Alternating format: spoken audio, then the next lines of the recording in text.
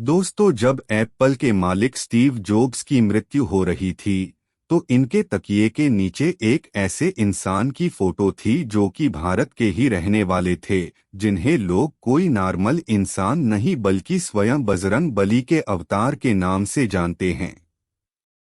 एक ऐसी जगह जहां कोई भी अपनी मुराद लेकर जाता है तो कभी खाली हाथ नहीं लौटता। उनका नाम है नीम करौली बाबा। केवल स्टीव जॉब्स ही नहीं बल्कि फेसबुक कंपनी के मालिक मार्क जुकरबर्ग और यही नहीं, यहाँ तक कि बड़े बड़े बॉलीवुड और बड़े बड़े हॉलीवुड सितारे भी इनके भक्तों में शामिल है।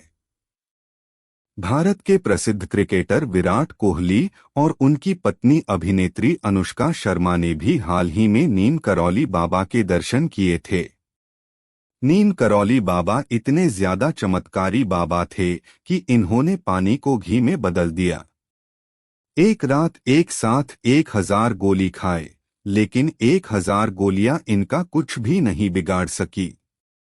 नीम करौली बाबा एक ऐसे बाबा थे जिन्हें एक बार ट्रेन से उतार दिया गया तो ट्रेन वहीं रुक गई, आगे नहीं बढ़ पाई। मित्रों, आज हम आपके पास भारत के एक ऐसे चमत्कारी बाबा की सच्ची घटनाएं लेकर आए हैं जिन्हें सुनकर आप चौंक जाएंगे और मन में एक बार नीम करौली बाबा जाने की इच्छा जागृत हो जाएगी। ये इतने ज्यादा चमत्कारी बाबा थे जिनके मुरीद भारत ही नहीं बल्कि दुनिया के बड़े बड़े वैज्ञानिक भी थे जो कि सिर्फ विज्ञान की भाषा ही समझते थे। दोस्तों, अगर आप भी बाबा नीम करौली के चमत्कारों के बारे में जानना चाहते हैं तो वीडियो को लाइक जरूर करें और धार्मिक शांति मार्ग चैनल को सब्सक्राइब कर कमेंट बॉक्स में जय नीम करौली बाबा जरूर लिखें। नीम करौली बाबा का वास्तविक नाम लक्ष्मी नारायण शर्मा था। उत्तर प्रदेश के अकबरपुर गांव में उनका जन्म सन 1900 के आसपास हुआ था। 17 वर्ष की उम्र में ही उन्हें ज्ञान की प्राप्ति हो गई थी। उनके पिता का नाम दुर्गा प्रसाद शर्मा था। 11 वर्ष की उम्र में ही बाबा का विवाह हो गया था। 1958 में बाबा ने अपने घर को त्याग दिया और पूरे उत्तर भारत में साधुओं की भांति विचरण करने लगे थे। उस दौरान लक्ष्मण दास, हांडी वाले बाबा और तिकोनिया वाले बाबा सहित वे कई नामों से जाने जाते थे। बाबा ने गुजरात के ववानिया मोरबी में तपस्या की तो वहां उन्हें लोग तलैया बाबा के नाम से पुकारने लगे थे। जब स्टीव जॉब्स बेरोजगार थे, उनके पास कुछ नहीं था। उनको समझ नहीं आ रहा था कि जिंदगी में करना क्या है। तब वह कैंची धाम आए।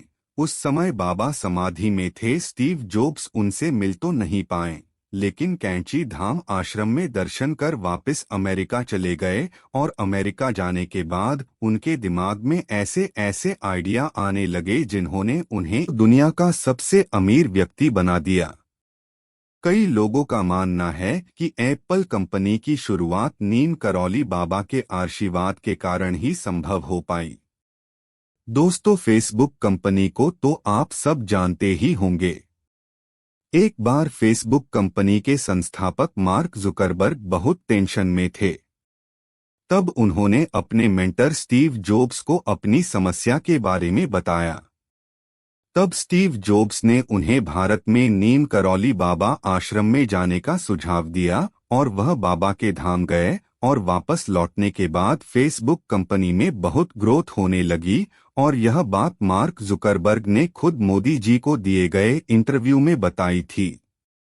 नीम करौली बाबा का समाधि स्थल देवभूमि उत्तराखंड के कैंची धाम में है। कहा जाता है कि कैंची धाम बाबा के रहस्यों और चमत्कारों से भरा हुआ है। कैंची धाम में नीम करौली बाबा की भव्य मूर्ति भी स्थापित है और यहीं भगवान हनुमान की भी मूर्ति है। कैंची धाम में रोजाना भक्तों की भारी भीड़ देखने को मिलती है। देश विदेश से आमजन से लेकर नामचीन हस्तियां भी बाबा के दर्शन के लिए पहुंचती हैं।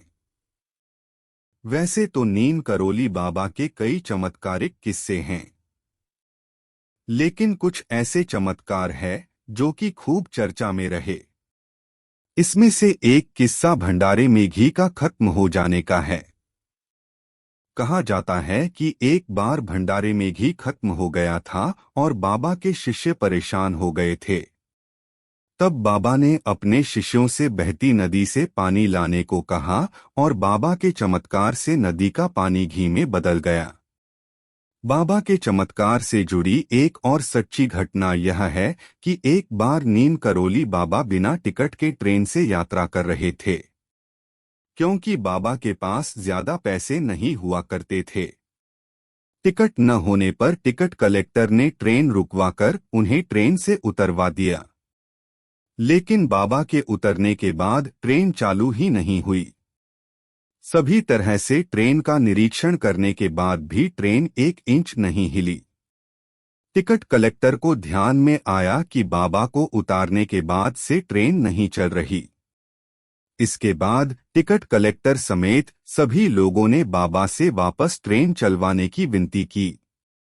लेकिन बाबा ने शर्त रखी कि रेलवे साधुओं का सम्मान करें और जिस जगह उन्हें उतारा गया है वहां एक रेलवे स्टेशन भी बनवाया जाए, जिससे कि यात्रियों को स्टेशन के लिए बहुत दूर तक चलना न पड़े।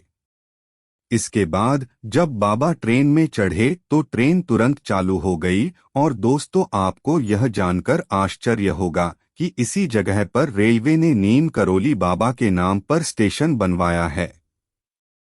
एक और घटना आपको नीम करौली बाबा के चमत्कार पर विश्वास करने पर मजबूर कर देगी। एक बार की बात है, एक दंपत्ति हुआ करते थे। दंपत्ति का बेटा द्वितीय विश्व युद्ध में ब्रिटिश सरकार में सैनिक था। वह भूटान में तैनात था। युद्ध बहुत ही खतरनाक चल रहा था। कई दिनों तक जब बेटा घर नहीं आया तो दंपत्ति बहुत ज्यादा परेशान रहने लगे। एक दिन नीम करौली बाबा उनके घर आए।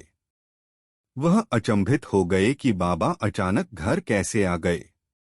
बाबा ने बोला कि कुछ नहीं, मुझे तो आपकी याद आ रही थी, इसलिए घर आया हूं। कुछ खाना वाना हो तो दे दो। दंपत्ति बाबा के लिए बहुत बढ़िया खाना बनाते हैं।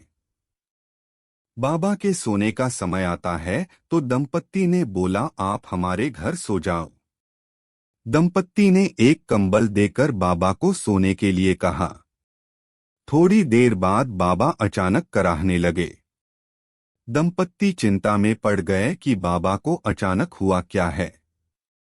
जब सुबह हुई तो बाबा ने जो कंबल ओढ़ा था वो निकालकर कंबल को घड़ी किया और दंपत्ति को देकर बोला कि इस कंबल को गंगा नदी में विसर्जित कर दो, परंतु ध्यान रहे कि इस कंबल को खोलकर मत देखना।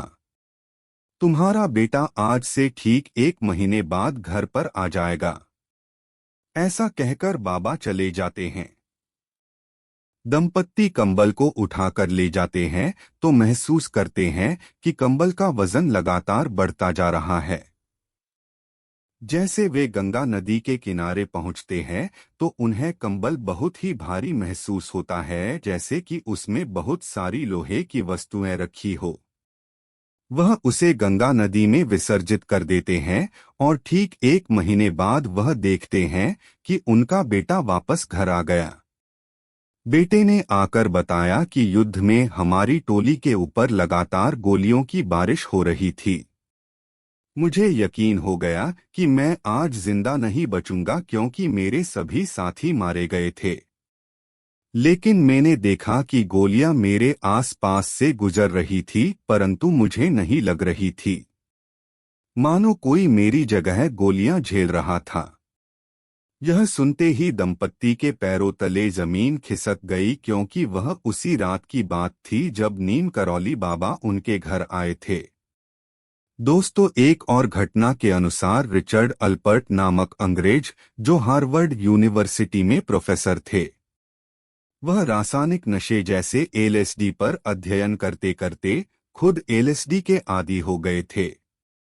उनका मन आध्यात्म पर भी था।